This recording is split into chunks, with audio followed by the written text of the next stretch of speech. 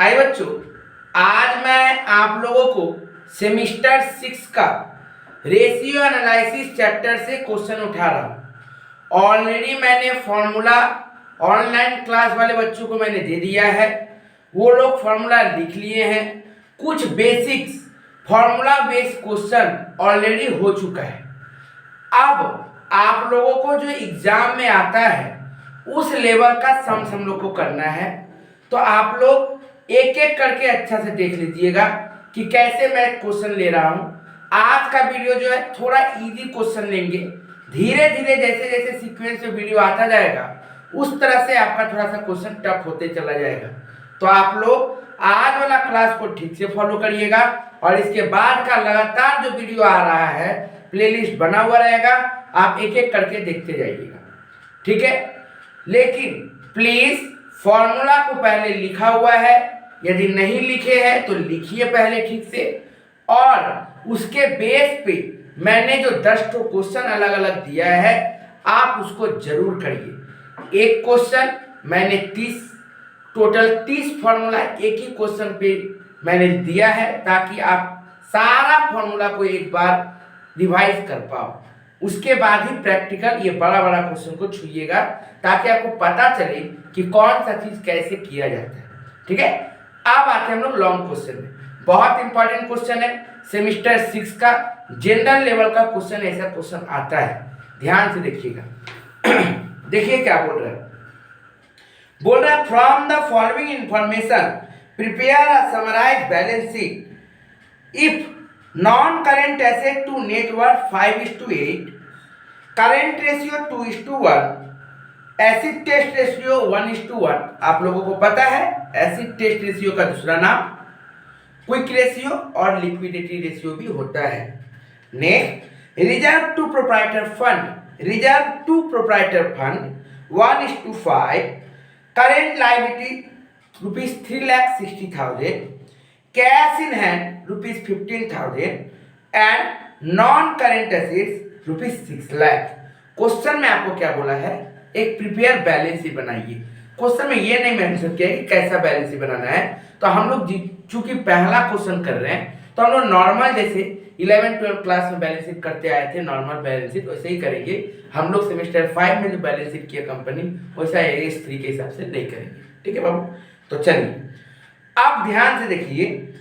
तो सबसे पहले जब भी आप लोग ऐसा क्वेश्चन करिएगा ना, क्वेश्चन को अटेंड करिएगा current ratio, acid test ratio, और यदि क्वेश्चन में वर्किंग कैपिटल है तो सब समय याद रखिएगा, कोई भी क्वेश्चन में current ratio, acid test ratio, working capital है तो क्वेश्चन को स्टार्ट किया जाए वहां से, ठीक है बाबू।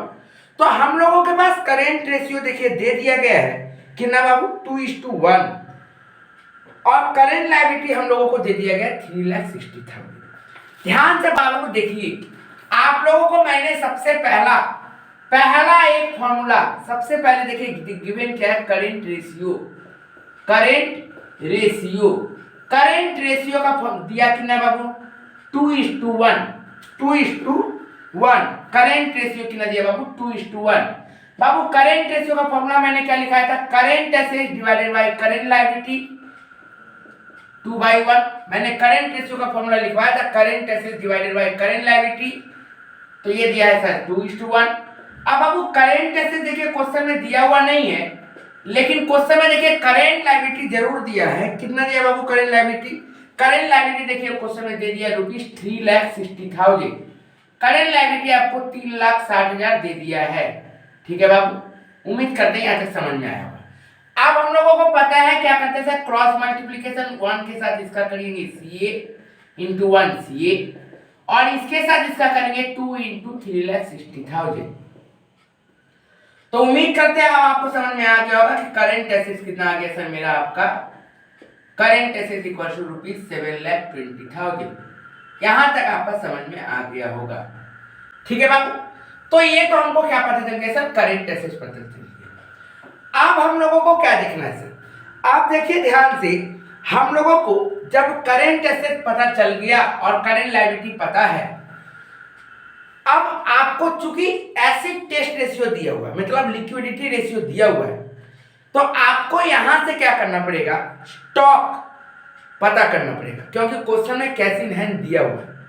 तो आपको पता होना चाहिए कि करेंट एसेट्स में मेन पार्ट क्या होता है, डेटर, स्टॉक जिसको हम लोग इन्वेंट्री भी बोलते हैं, और कैश और बैंक, ये चीज मेन पार्ट होता है। तो हम लोगों को कैश एंड बैंक दिया हुआ है, गिवन है, और स्टॉक हम निकाल सकते हैं। क्यों? क्योंकि एसिड टेस्ट रेशियो या फिर क्विक रेशियो का फॉर्मूला क्या था बाबू, याद करिए, फॉर्मूला था कि सब current assets minus stock plus prepaid divided by current liability minus bank OD. तो यहाँ पे बैंक ओडी तो है नहीं, तो इसका कोई काम पड़ेगा नहीं, प्रीपेड एक्सपेंस दिया नहीं तो इसका कोई दरकार पड़ेगा नहीं। तो करेंट एसेट्स और करेंट लायबिलिटी दिया हुआ है, और क्विक रेशियो यदि हम पुट करेंगे तो स्टॉक पता चल जाएगा सर। तो हमको क्या करना है, यहाँ पे इस क्विक रेशियो से सब समय याद रखिएगा, क्विक रेशियो हम लोग निकाल ही रहे हैं, आइदर क्लोजिंग स्टॉक और इन्वेंट्री पता करने के लिए, या फिर प्रीपेड एक्सपेंसेस पता करने के लिए, या फिर बैंक ओवरड्राफ्ट पता करने के लिए। आप लोग मैक्सिमम क्वेश्चन जब भी आप इस चैप्टर में यूज करोगे क्विक रेशियो को, तो याद रखिएगा आपको यही चीज निकालने में हेल्प करेगी। ठीक है बाबू, तो आप लोगों को पता रहना चाहिए कि जब जब क्विक रेशियो के बारे में बात हुआ है, मतलब समझ जाइए कि आपको क्लोजिंग स्टॉक और inventory, prepaid expenses, bank overdraft, इस टाइप पे, इसी पे जोर देना है, यही निकालने का कोशिश करना है। यदि क्वेश्चन में ये सब दिया हुआ है तो मतलब समझ जाइए कि आप करेंट एसेट्स और करेंट लायबिलिटी वहां से पता चल सकता है।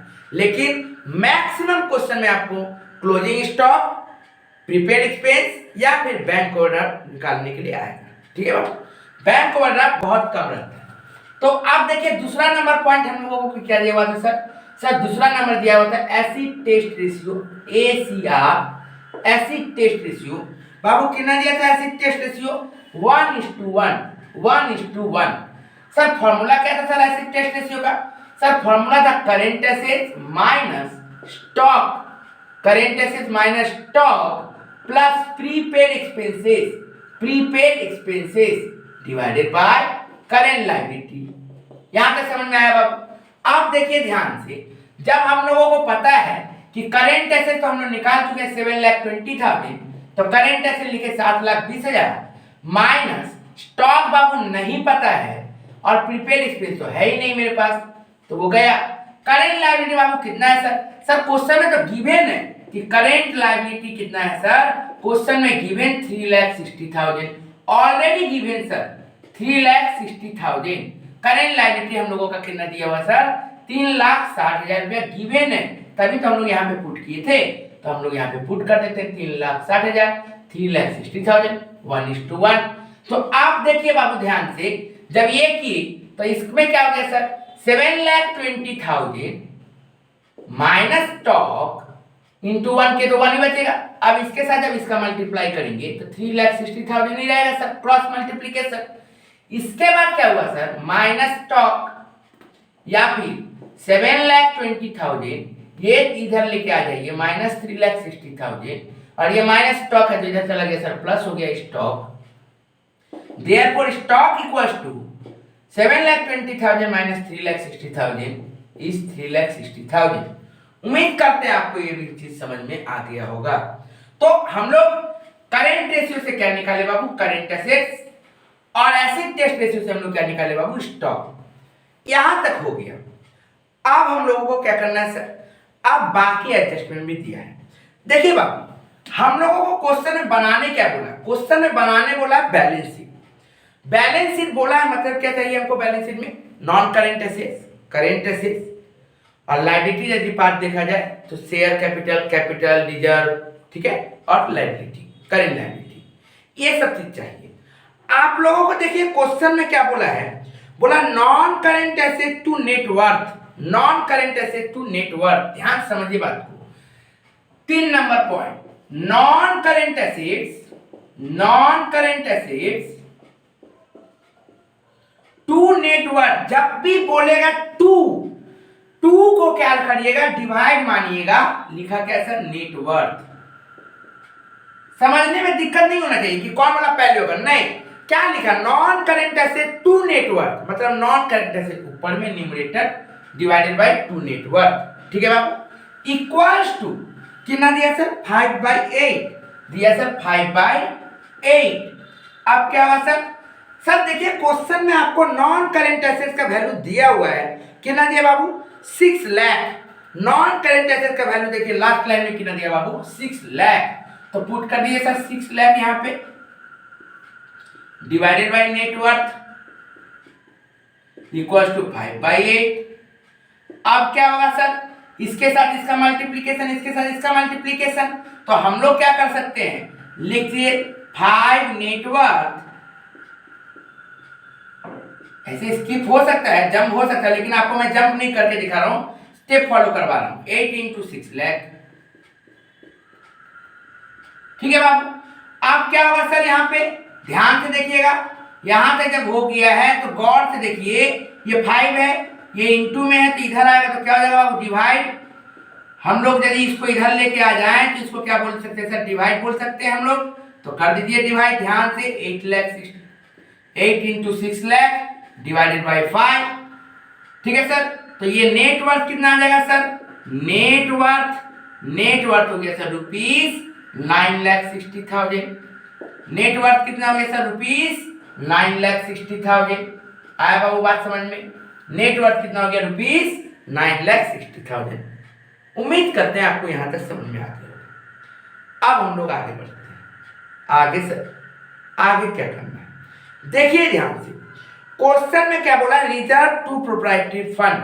याद रखिएगा नेटवर्थ और प्रोप्राइटरी फंड सेम होता है, ठीक है ना।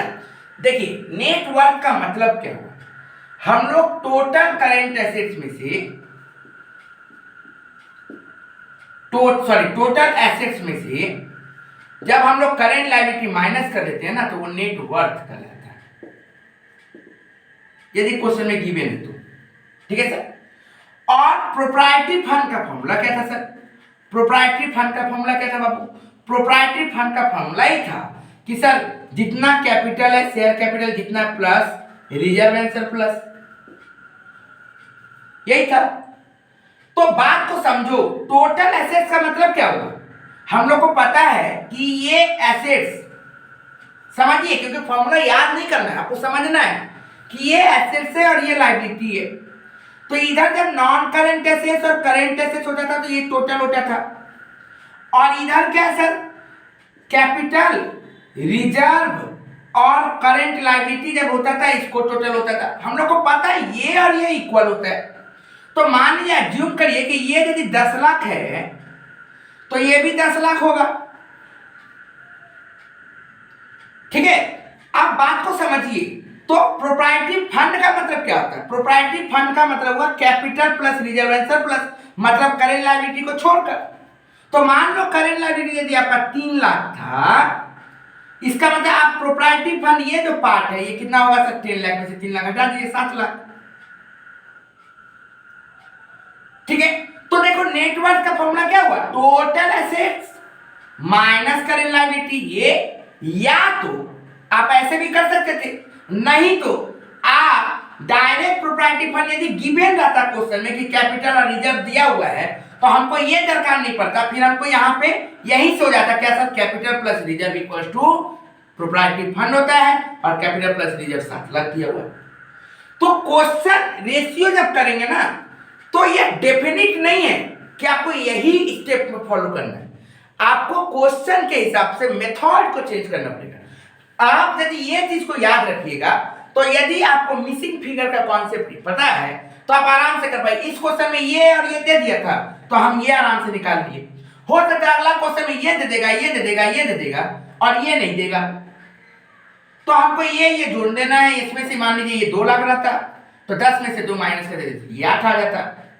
तो डिपेंड करता है कि क्वेश्चन क्या बोला है, उस हिसाब से तो आपको कॉन्सेप्ट समझ के रखना पड़ेगा कि कैसे हो रहा है। फॉर्मूला आप कितना याद करोगे, आप फॉर्मूला कितना याद करिएगा, आपको फॉर्मूला को समझ के रखना पड़ेगा, ठीक है बाबू। आगे आइए, ध्यान से देखिए, जब यहां तक हो जाए तो अब आते हैं हम लोग सर क्वेश्चन पॉइंट नंबर 4। क्या बोला बाबू, देखिए ध्यान से, reserve to proprietary fund, reserve आपको पता है, मैंने कॉन्सेप्ट बताया कि रिजर्व टू बोला, divide proprietary fund, reserve to proprietary fund कितना बोला sir? Reserve to proprietary fund, ध्यान से देखिए, रिजर्व टू प्रोप्राइटरी फंड बोल रहा है सर 1/5, और प्रोप्राइटरी फंड को ही हम लोग क्या बोलते हैं? नेटवर्थ बोलते हैं।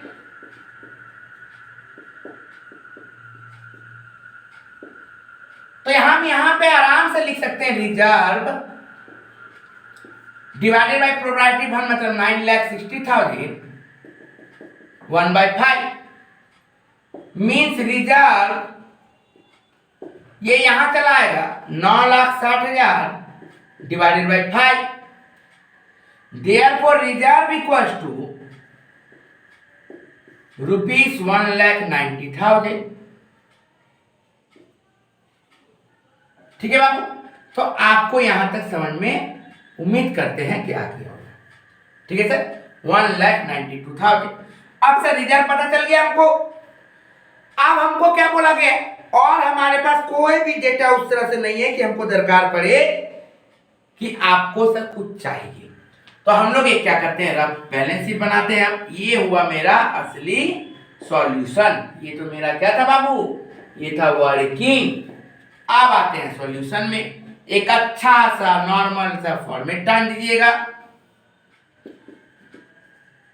बैलेंस शीट हेडिंग दीजिएगा, ईयर जो दे यदि दिया तो ठीक है, नहीं तो कोई बात नहीं, लायबिलिटी, अमाउंट, एसेट्स, अमाउंट आप लोग पूरा मेंटेन करिएगा। क्वेश्चन में देखिए non current assets, non current assets कितना दिया बाबू, 6 लाख लिख दीजिए। आप देखिए करेंट एसेट्स, करेंट एसेट आपको कितना पता है बाबू, 3,60,000। अब 3,60,000 में ध्यान से देखिएगा क्या क्या है, ओके। अब 7,20,000 है, करेंट एसेट 7,20,000। देखिए करेंट एसेट कितना आया था, 7,20,000। क्या क्या सर इसमें, सर आपको पता है स्टॉक, स्टॉक हम लोग निकाले हैं कितना सर, 3,60,000 लिख दीजिए। उसके बाद देखिए आपको दिख रहा होगा कि कैश इन हैंड दिख रहा है सर 15,000 लिख दीजिए, कैश इन हैंड 15,000। तो बचा क्या सर, डेटर, क्या बचा बाबू, डेटर। तो 7,20 में से 7,20,000 में से यदि 3,60,000 स्टॉक था और 15,000 यदि आपका कैश इन हैंड था, तो डेटर कितना हो गया बाबू, 3,45,000 माइनस कर दो। ठीक है सर, तो हम लोग इसको में से ये दोनों यदि माइनस कर दिए तो मेरा डेटर निकल गया, कोई दिक्कत नहीं है। अब सर अब हम लोगों को देखना पड़ेगा कि टोटल प्रोप्राइटरी फंड कितना था सर, 9,60,000। तो प्रोप्राइटरी फंड में आता क्या क्या बाबू, कैपिटल और रिजर्व। अब हमको बोल दिया गया कि ये टोटल मिला के कितना है सर, 9,60,000, जिसमें से 1,92,000 क्या है बाबू, रिजर्व है। तो ये आया 1,92,000 रिजर्व, 1,92,000।